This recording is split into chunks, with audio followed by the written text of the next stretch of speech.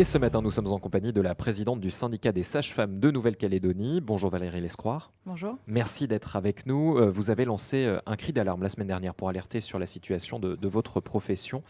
Pour vous, cette profession est carrément en perdition en Nouvelle-Calédonie. Quelle est la situation aujourd'hui? Oui, c'est sûr qu'on est dans des conditions de travail qui sont très dégradées. Déjà, suite aux émeutes, on a eu le départ quand même de plusieurs collègues. Donc on a 2 cabinets qui ont fermé sur Nouméa. On en a un Grand Nouméa, un en Brousse. Donc c'est vrai que déjà c'est compliqué. Et puis c'est vrai qu'on voit aussi la qualité des soins qui baisse terriblement et c'est vrai que ça nous inquiète. Vous avez chiffré le nombre de départs, le nombre aussi de pertes liées aux exactions. Donc là, 4 départs, sachant qu'on n'est que 30 libérales, hein, donc c'est quand même déjà pas mal. Et après, on a fait un petit sondage rapidement avec les autres collègues et on a, sur celles qui restent, encore 50% qui se tâtent encore à prendre une décision de départ d'ici 6 mois. Et même de reconversion. Oui, là sur les cabinets qui ont fermé, là il y en a 2 qui cherchent à se reconvertir, je pense un peu écœurés par les conditions de travail et qui veulent plus travailler dans ce domaine-là, quoi. Alors qu'on ne devient pas sage-femme par hasard, je suppose que c'est une vocation. Donc Oui, oui, c'est changer de sûr. métier, changer de vie, ça doit être un choix difficile. C'est sûr que de toute façon, même les fermetures, hein, ça a été des choix très difficiles, souvent avec des collègues qui culpabilisent beaucoup. Mais c'est vrai que vu les conditions d'exercice, à un moment donné, je pense que c'est une décision qui s'impose aussi pour se préserver, quoi. Vous parliez de la qualité de soins. Aujourd'hui, ça représente un danger pour les mamans et leurs futurs bébés. Nous, on est vraiment très inquiets. Alors, déjà globalement sur la Calédonie, hein, parce que c'est vrai qu'on voit des retards de vaccination, des retards de consultation. Donc ça, forcément, on sait que ça va avoir un impact sur la santé publique. Parce que forcément, quand les gens se vaccinent moins, on est en pleine épidémie de coqueluche déjà, donc on sait que ça risque de s'empirer. Mais après, il y a certaines zones où c'est pire. On sait que dans le Grand Nord, on n'a plus de sages-femmes sur Puebo, Egoa, Yengen, Tuo, donc avec des patientes parfois qui doivent faire 1h30, 2 heures de route pour aller consulter. De plus en plus d'accouchements, ce qu'on appelle inopinés, donc en gros des accouchements en brousse, comme on a eu le cas là, de cette dame qui a accouché à Poum, je crois. Et puis, du coup, des bébés qui ne sont pas suivis. Et donc, après, quand on a des retards de développement et qu'on s'en rend compte que bien plus tard, c'est vrai que des fois, c'est des enfants qu'on récupère seulement à l'entrée en petite section. On se rend compte qu'il y a des retards de développement et qui sont beaucoup plus difficiles à rattraper. Donc, tout ce travail qu'on fait sur les 1000 premiers jours de vie et qui, finalement, sont en train de partir en fumée. Aujourd'hui, c'est le Nord qui est le plus touché par cette crise.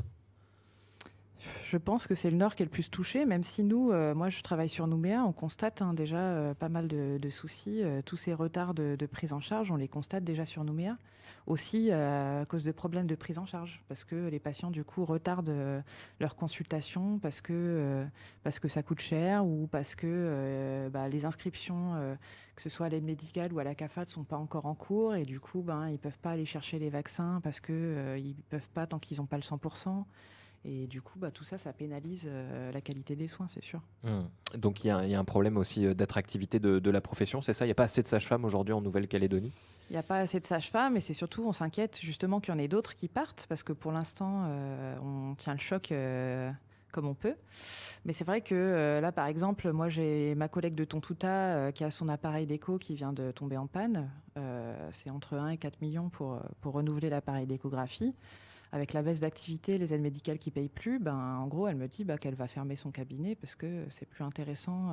Elle ne peut pas continuer, en fait, financièrement, elle ne peut pas assumer avec, en plus, des assurances qui disent que si jamais ça crame, ce ne sera pas pris en charge.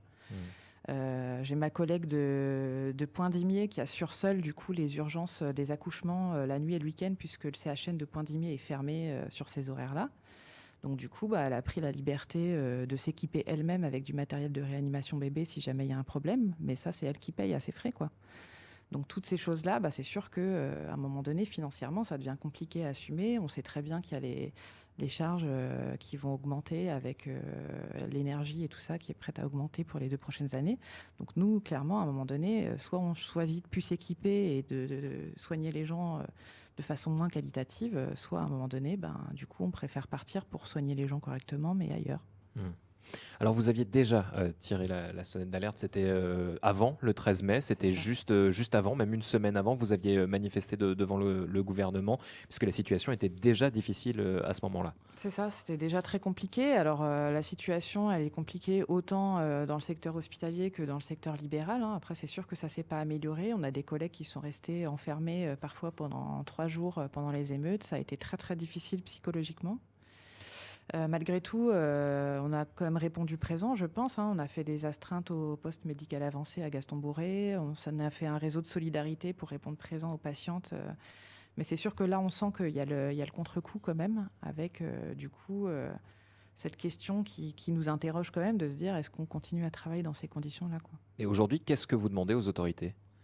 On demande une prise de conscience aussi, hein, du fait que si on veut avoir un niveau de santé en Calédonie qui se maintienne, parce que là, nous, on a cette certitude qu'on avance vers une crise sanitaire aussi, hein, qu'il faut aussi montrer que qui sont là derrière, entre guillemets, et puis qui vont aussi nous aider à faire notre travail correctement. C'est ça qu'on demande.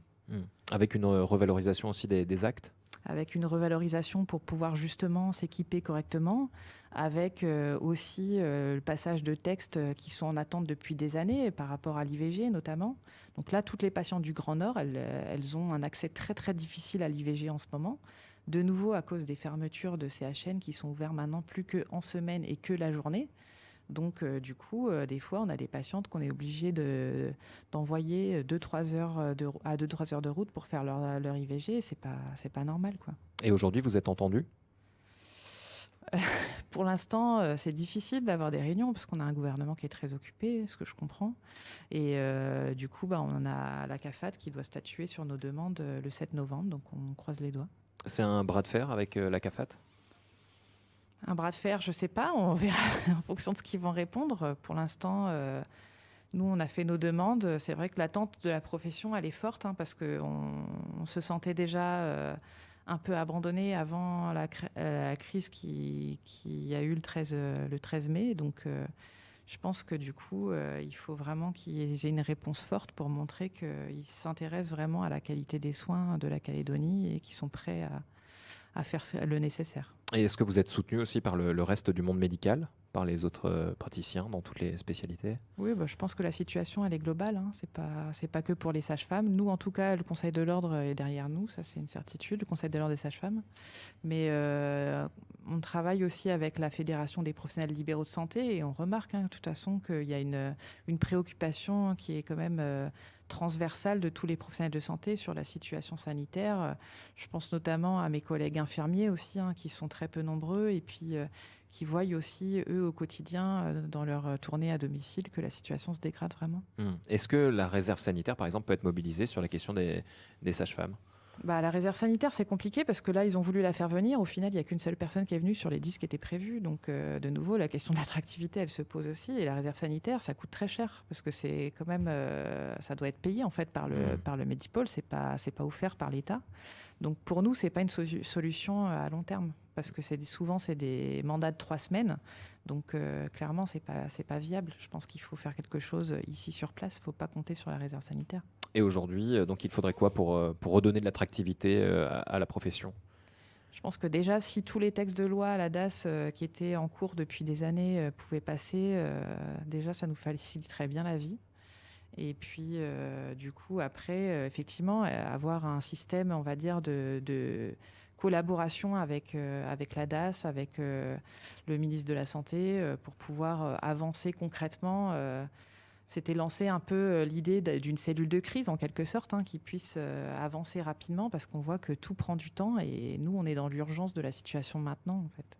Est-ce qu'on a malheureusement connu des drames liés à ces soins qui sont aujourd'hui un petit peu plus difficiles qu'avant ? Est-ce que vous avez connaissance de situations qui ont été critiques ou Du coup, effectivement, ma collègue dans le Nord, là, elle nous expliquait qu'effectivement, il y avait pas mal donc, d'accouchements inopinés. On a eu des patientes aussi qui ont été transférées un peu dans l'urgence alors qu'il n'y a plus de SAMU, etc., avec parfois des patientes qui arrivent bien trop tard. Il y a déjà eu donc effectivement des décès de bébés qui sont parfois pas forcément mis sur le compte des émeutes, alors qu'on se rend bien compte que l'allongement des délais de transport, etc., par exemple, ça pénalise vraiment les chances, le pronostic pour les patientes. Et puis, effectivement, c'est tous les jours des drames que constatent nos confrères gynécos avec des patientes qui arrivent avec des cancers très, très avancés, de patientes qui n'ont pas osé ou qui n'ont pas pu consulter. Et ça, pour nous, c'est toujours difficile. Et justement, ces conditions peut-être risquent de freiner l'installation en brousse. On sait qu'il y avait la question de la sécurité aussi qui, pendant un moment, a rendu l'attractivité en brousse difficile. Aujourd'hui, le fait de travailler dans des conditions et de faire face à ces drames, là aussi, ça peut être un frein pour l'installation de nouvelles sages-femmes. C'est sûr que c'est pas facile d'avoir l'impression de travailler en médecine de guerre, entre guillemets. Et de nouveau, si on peut pas s'équiper, si on n'est pas payé par les aides médicales, à un moment donné, c'est pas aux professionnels de santé d'être créanciers des aides médicales parce qu'ils n'ont pas de quoi payer. Nous, on se retrouve un peu pris en étau entre les patients qui n'ont pas forcément les moyens et qu'on veut quand même aider et qu'on a l'obligation, en plus déontologique, de prendre en charge. Et puis après, de l'autre côté, des provinces qui ne peuvent pas forcément nous payer. Donc après, il y a quand même des charges à payer, un loyer. Et au niveau du syndicat des sages-femmes, aujourd'hui, vous lancez tous ces messages-là, vous publiez un certain nombre de communiqués, mais est-ce qu'il y a des actions de terrain, de prévues pour essayer peut-être de réveiller un peu l'opinion publique là-dessus ? Je pense que cette médiatisation a été nécessaire. Pour autant, c'est compliqué d'envisager une grève ou quelque chose comme ça pour l'instant. On sait que la population, pour l'instant, on la sent très fragile et on n'a pas envie de pénaliser encore plus la situation. Donc, on continue à travailler de façon solidaire comme on l'a toujours fait. Mais on espère que ce cri d'alarme, il suffira à faire réagir. Et vous demandez toujours un rendez-vous auprès du gouvernement, quelque chose ? Pour l'instant, on attend surtout les réponses de la CAFAT et puis je pense qu'on avisera en fonction. On va essayer aussi de relancer la DAS justement pour essayer d'avancer, notamment sur l'IVG, mais sur d'autres sujets aussi qui sont en attente. Donc réponse de la CAFAT attendue pour cette semaine, c'est ça ? C'est ça, c'est jeudi 7 novembre, donc croise les doigts. Merci beaucoup en tout cas Valérie Lescroix d'avoir été avec nous. Je rappelle que vous êtes présidente du syndicat des sages-femmes de Nouvelle-Calédonie. Merci à vous. Une